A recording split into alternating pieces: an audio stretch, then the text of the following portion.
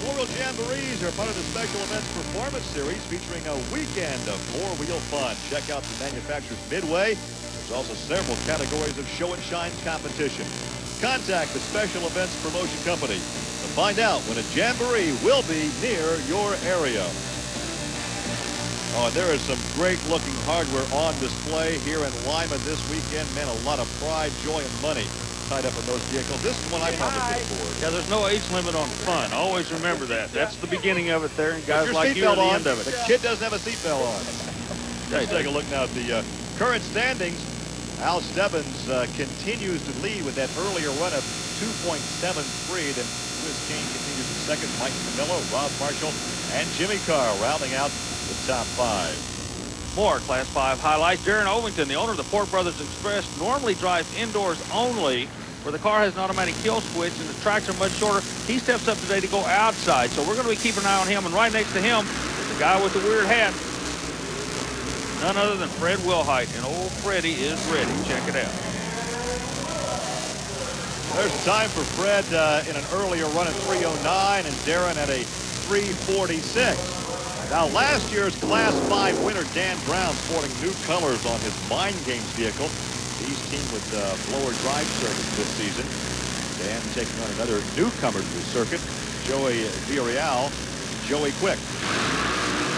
And after this run, Army caught up with Dan Brown.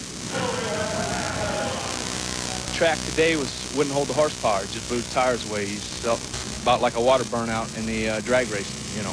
So we felt it hook about half track, but it's probably not good enough. More highlights now. Dan Fuchs living on the edge in the near lane, taking on Gary Reddick in Touch of Madness.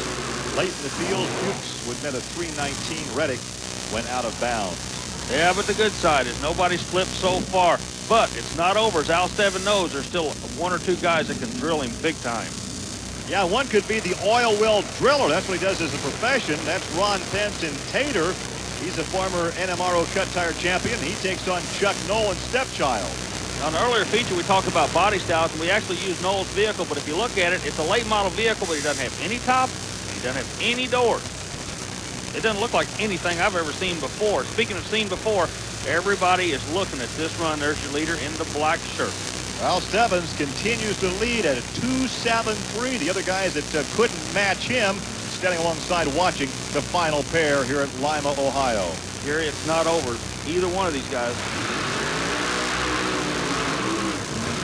Good run for Tater. Let's check it out. Ron Pence turns in a 2.84. Good enough for third place, but not quick enough for the victory. Al Stebbins is your winner. Congratulations to you. I tell you what, a good draw and a bad track worked to your advantage today. That early draw helped you, didn't it? I believe so, but we still pulled an old slick track trick. We actually took off in second.